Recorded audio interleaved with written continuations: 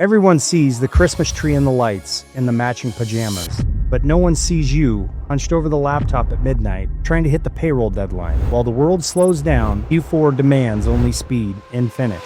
Today we're talking about the quiet, painful reality of being the boss during the holidays and the missed moments, the guilt, and the loneliness no one talks about.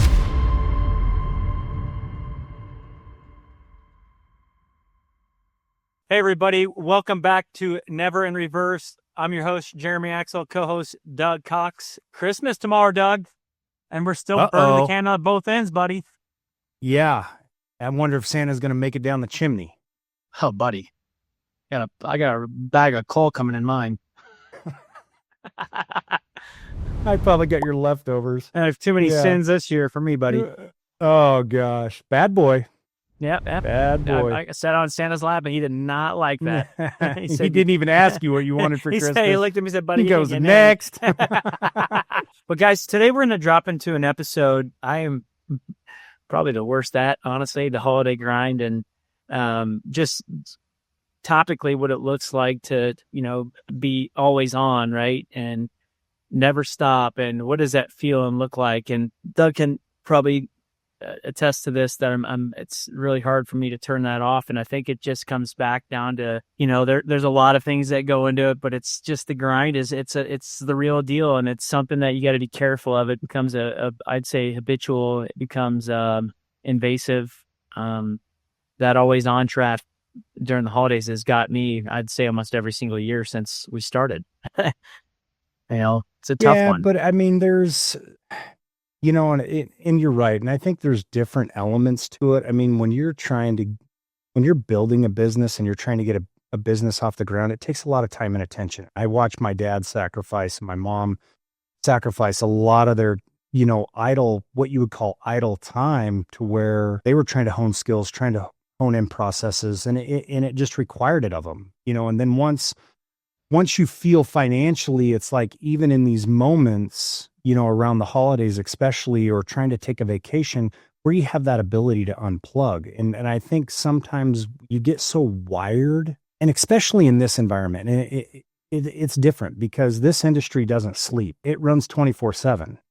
It does, in all facets. And there's always demands, there's always needs. And I think as salespeople, as we we feel the need to respond. We feel the need to recognize maybe that customer situation and their needs, that we have to give them that time and attention in the moment, when in reality, what's it going to accomplish? It can wait. It can wait a day. It can wait 2 days.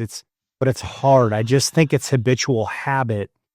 It's hard to unwind. Yeah, I think I think it's also, if you just rewind, I think it just, the ability to unplug as a sales guy or, an entrepreneur is like, you don't want to make that customer journey incorrectly done, regardless of the time. I understand, like, there's always a barrier of like personal time and stuff, but we always have we're always got our foot on the gas, and we always want to make sure that customers are well taken care of. And what if we don't? It's almost this guilting society pressure that's been put upon us. That's like, man, they say it's like, I think in the first 5 minutes, you have a 80% chance but 80% better chance to get the opportunity than if you don't reply in 5 minutes. So it's something some statistic that if you don't do that in the first 5 minutes, you're like unlikely to get the deal. And that's challenging. It's a very hard thing to balance. The crazy thing, Doug, is, the sales or entrepreneur job it's tough, because they say, you get a lead or someone calls you, they say within the first 5 minutes, that person typically has 80% chance of getting the deal. So now we have this downward pressure to the fear of missing out, right? The FOMO. It's like the FOMO. Dude, yep. Yeah. Fear of missing out. Yep. It's true. It puts a big pressure on us, you and I, right? Like, the moment is, especially when you see a customer that's maybe of substance, you're like, oh my gosh, that could be huge. And then all of a sudden, you're like, you and I. Well, and even on the weekends, you take the weekends, for example, aside from the holidays, the weekends, customers, again, this industry just doesn't sleep much. It's 6 days a week, 7 days a week. 20 hours a day. I mean, sometimes there's 2-3 shifts in some of these facilities, and you just, you're not going to be able to accomplish much on a Saturday and Sunday, but you feel the need to respond and just drop everything you're doing just to recognize that customer. Hey, I hear you. I got you.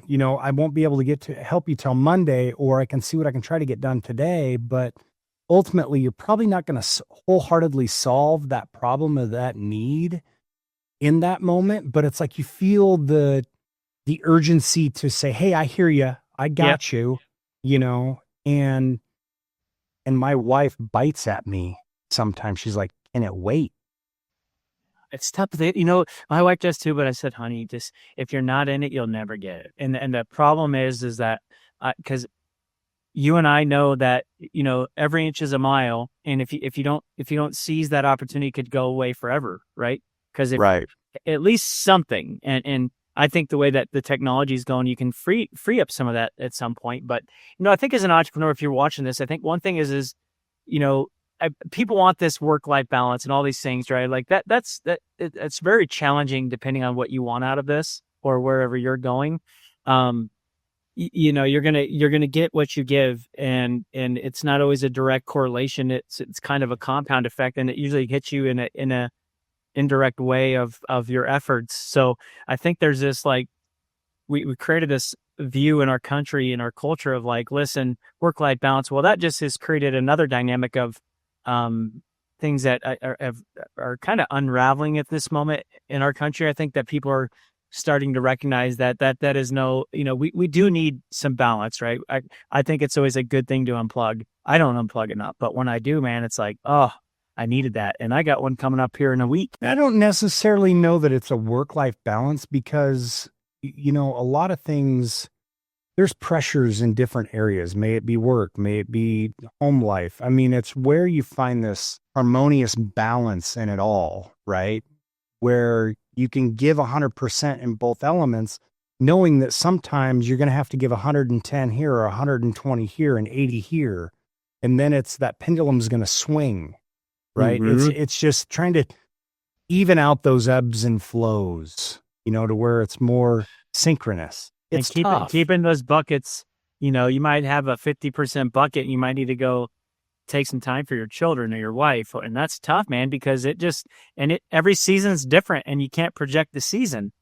I mean, it's like, you and I talk about that a lot. So just be careful on expectations. I think as you dive into entrepreneurism, I think you got to be an open book, because if your expectations are complete freedom, you're going to be highly disappointed. Yeah. I tell you guys all the time, people say you don't have a boss. Oh, that's the wrong view. This thing is, it's its own boss, and it creates its own dynamic with it. It doesn't need to say anything. It just has its own expectations, that aren't always, you get these entrepreneurs that come out and they say, oh, you get all this freedom and all this time and 5-minute work week and all this stuff. There's some of that. I can see how people do that, but not 99% of the time. It's not happening. When you're building something, organically, or even if in acquisition or whatever it may be, I mean, there's still, there's a lot of stages, I think, just like stages in life, and there's requirements and time periods of where you're at in that organization, and ultimately what you're trying to achieve, and where the demands are of you in any given time, and those freedoms are earned, I think, depending, it may or may not, Every season's different, man, and that's that trap. And but Doug, just correlating that back to the holiday season, I think that it's important, though. It is important to stay grounded, and it is important 100%. To realize that your family is important. And I'm still pushing myself towards that, honestly, because I sometimes, if there's a bored down moment or it's kind of boring, I tend to do something that's related to moving the needle. And it's not that I feel guilty. It's just that I want to make sure that we got every layer of competitive advantage. I want to make sure we're tucking things in. But if I really pulled that back and stared at it, the reality of it is I'm lying to myself, because it's not going to change in that period of time. No, and I think the question is who, what are you doing things for? Exactly. You know, and that's what it boils down to. I mean, are you trying to get to a lifestyle you want to live? Are you trying to instill some work ethic in your children and provide for the family? You know, I think it really reverts back to that question. I mean, as entrepreneurs, what are you doing this for ultimately? And I think it's having that vision. And I think from the pros, like just the founders, like when you're a founder and the traps that you get layered in between you, not only come from expectations of yourself, the drive, but going back to like the founder's trap, like the traps that occur when you become a founder, they come from a dynamic place. I think they come from yourself. They're self-induced. On my side, they were. And they still are. They're self-induced. There's society pressures. There's team pressures. There's, I would just say, leadership pressures. Exactly. That are coming from this expectations of, I wouldn't say keeping up with the Joneses, but there's just clear expectations that are set upon you, to do a certain thing. And so that pressure, when you're doing that, like the fear around the holidays and just always being on, I think that, you know, when you've got to a point where everything is going to be okay, I think everything is going to be okay. And I'm still learning that I still treat this and myself that everything's not going to be okay. And that's a deep fear of mine. You know, but that's nothing to do with what you should do. It's just, that's on my end. Right. And I think that, you know, we've also been taught that rest is a weakness, and you don't need that. You can sleep when you're dead, right? Or whatever they tell you. It's like, battle through it. Yeah, battle through it. You know, rub your hand, like. And I think it's all right just to take a moment, because when I do recognize in myself that, hey, I need a breather, man, I usually come back and I'm like, even in 2 hours, like, you know, go do something for yourself, because the majority of the time I'm never doing stuff for myself. It's usually everyone else. Putting others first. But there's others that need us too. There's others like young kids, families, they need us present. You know, they need us, you know, around the holidays too. I mean, just the other night, the kids are sitting down decorating sugar cookies. And I'm sitting in the living room. Dad, come join us. And I'm like, I don't want to decorate cookies. I've done this. I've checked that box as a kid. But it wasn't about me. It was about them. They wanted me to be a part of it. And it took about 5 seconds and the light bulb came on. It was just me enjoying this holiday moment with them, and they wanted me to be a part of it. And you're tired and you've got all those things, and you're like, dude, I just want to chill. But those moments are signs of growth, Doug, when you feel guilty or something hits you, like, hey, that thought process isn't, you know, I always feel like, you know, when you're feeling like something is pulling you away from, and maybe it's an inconvenience or you're something that you just want to relax, whatever. I mean, we all go through these things. I think that it's important to realize that the moment you lean into the reality of that moment, I did that with my kids the other day. I'll give you an example, just like you did. They were like, really, they wanted to hang out with me, and I could, you know, we do this wrestling thing every night. We get on my bed, my boys come in, and we just get after it, and we have a really nice time. But then I said, hey, and do you they guys pin you every time too. Yeah, exactly. Yeah, but they want to read books, and I just was like, oh my gosh, dude, we read books every night. And you know what? I just I just sat back and I said, yeah, but there's going to be a time, you know, that I'm not going to have that moment. And exactly, you know, when I did that, it just, those moments are going to push you towards rewiring your method to the madness, right? And just restructuring what you should perceive as, you know, healthy boundaries, you know, how much screen time do you need? Just be careful as an entrepreneur, as a sales guy, whatever you're doing, and however much you give something, just be careful. I think it's important to just, I don't want to call it a balance. I think you need to remain healthy. You need to have all your buckets, you know, somewhat full in whatever fashion that looks like, right? Instead of draining everything and leaving, you know, nothing for anyone. It's especially during the holidays, man. It's a special moment. We only get, with our children, Doug, we get 18 of them, right? Really core. And, and that's, and you're halfway done, right? I know that. I mean, before you know it, I mean, the children grow fast, we grow older, and you just hope that you've captured those moments. Like, your boys will remember those days when dad was tired, working hard, but yet we wrestled, we read books. And they're going to carry a lot of those characteristics with them as they get older as well, too. And when they have children of their own, they're going to remember those moments in that time that you gave them that they're going to give to their own. And that's a beautiful thing that we're instilling. And just even as tired as we may be and feel like, we're not focused on, there's tasks that need to be done, at work, but can it wait? It can wait. Can I give the kids the half hour they deserve or the hour they deserve? Of course, yeah, but it's hard. I think that just be careful and put clear boundaries up on yourself. That doesn't mean you can't get up super early. Like, that's one of my things. I get up early. I enjoy that moment. It's my time. It's silence. That moment for me. Before the demands start. And I think that the as we move on to the next topic around the hidden loneliness of being a provider. And I think that, man, that is a umbrella perspective. I think that comes down to a lot of just men that want to go get after it, the men that want to provide for their families, entrepreneurs that want to build and provide for a bunch of other people. I think it's a dynamic that's created there's a lot of loneliness in that. And sometimes, and the reason being on my end, I find that, I'm always given. It's like, last night we had dinner and my kids were wanting something that I had, and I just said, hey, you can have it. And I ended up eating cereal, right? It's like, I mean, dude, it's I laugh because I've been there. Every bite's not mine, man. And that also becomes like, you're not self-serving. You're just always real, it's just worry about what everyone else has got going on. Not worried, but just taking care of them, I guess. And that's that people pleaser characteristic. It's no different in business. It's no different at home. It's putting others first. Yeah. And I think it's important to have, that grounded person. My wife tries to, I gave her permission the other day. We had a conversation. She said, hey, hold me accountable. It's okay. I'm okay with that.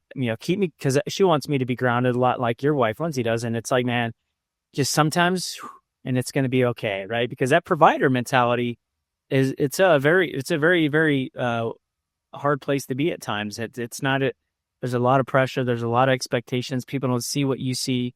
They don't feel what you feel. They don't understand the weight of that mentality. And there's a lot there, right? And it does get lonely and it is hard. And you make a lot of sacrifices for what you perceive as the most important thing, or the right ideal in mind. Bettering your team, bettering your family. So just be careful. I think as an entrepreneur or a father or a friend, or, that's where that balance comes in around, like making sure your bucket's got something in it. And I am horrible at it.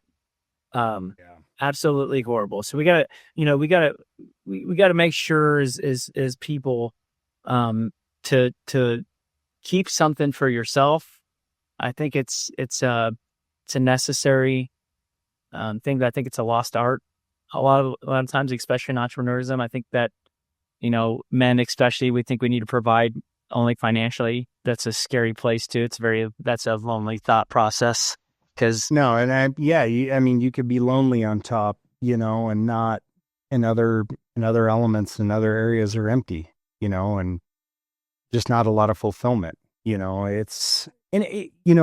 going back to the holidays, I mean, there's a lot of downward pressure, as men in the home, and in most, I shouldn't say all cases, there are a lot of women that are the breadwinners in families, and there's pressure on them, when it comes financially, to make sure Santa's got the gifts underneath the tree. Yes, children, Santa is real, if you're hearing this, but yes. And then my kids watch us on YouTube, Doug. Yes. Santa's real. But, and then the family dynamics. I mean, not all families get along and can have a cordial conversation at the dinner table. So then there's fear, there's resentment. Exactly. Holidays are challenging, and then but again, we want to be present in these elements because this is a season of giving. This is the time of year to celebrate, to relax, enjoy the holidays, but finding the right elements and sense of reprieve in some of this too. Yeah, absolutely.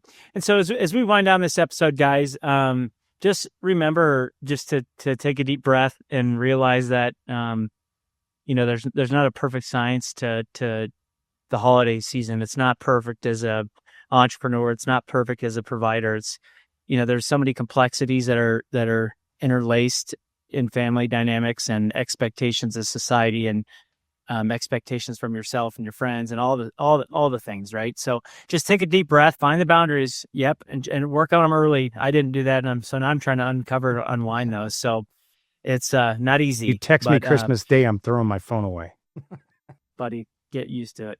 But guys, no, thanks for joining us, guys, on this episode of Never in Reverse. I'm your host, Jeremy Axel, co-host. Happy holidays to you Cox. all. Thank you. Yeah, thanks for joining us on this raw episode, guys. If you guys want to join us, please message us on all social media platforms. Follow us on Apple, Spotify, YouTube, any social media thing that you can find us on, and comment, please. Let us know what you guys think. And until next time, happy holidays, and we appreciate you joining us. Take care. Thank Thanks. you.